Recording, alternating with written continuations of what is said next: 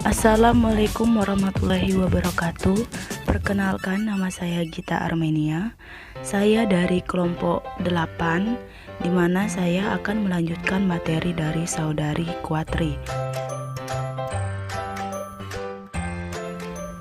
Di sini saya akan menjelaskan tentang partisipasi politik.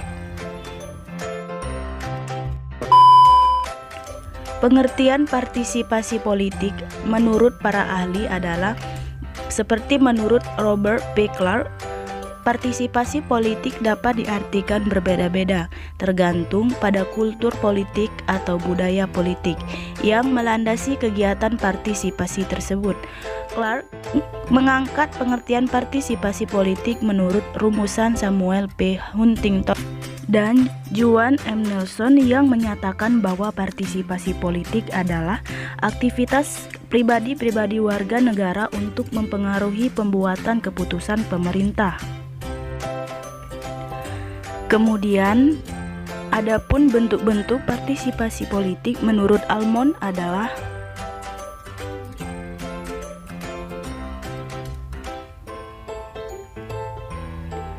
ada bentuk konvensional antara lain dengan pemberian suara atau voting, dengan diskusi kelompok, dengan kegiatan kampanye, dengan membentuk dan bergabung dalam kelompok kepentingan, selanjutnya dengan komunikasi individual dengan pejabat politik atau administratif, dengan pengajuan petisi.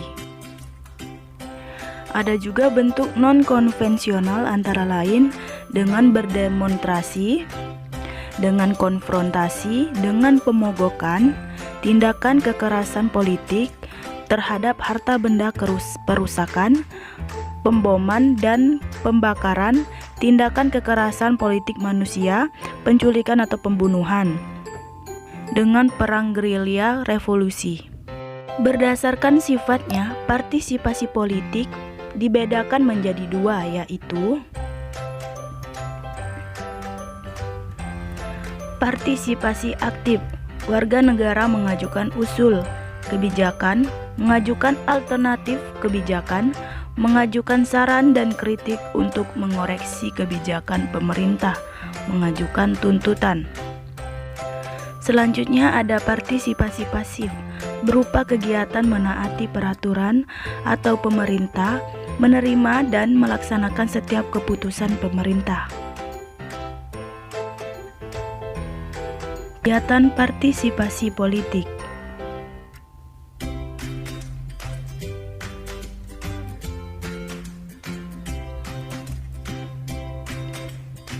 Yang pertama ada apatis, artinya orang yang tidak berpartisipasi dan menarik diri dari proses politik.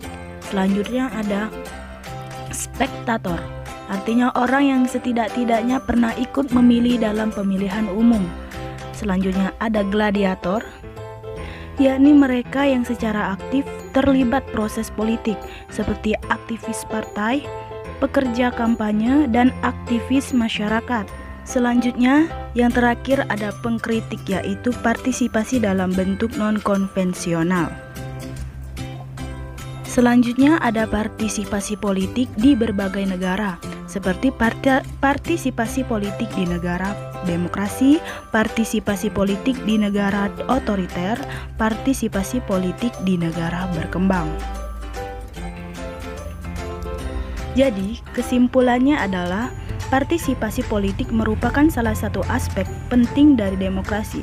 Asumsi yang mendasari demokrasi partisipasi adalah orang yang paling tahu tentang apa yang baik bagi dirinya adalah orang itu sendiri, karena keputusan politik yang dibuat dan dilaksanakan oleh pemerintah menyangkut dan mempengaruhi kehidupan warga negara.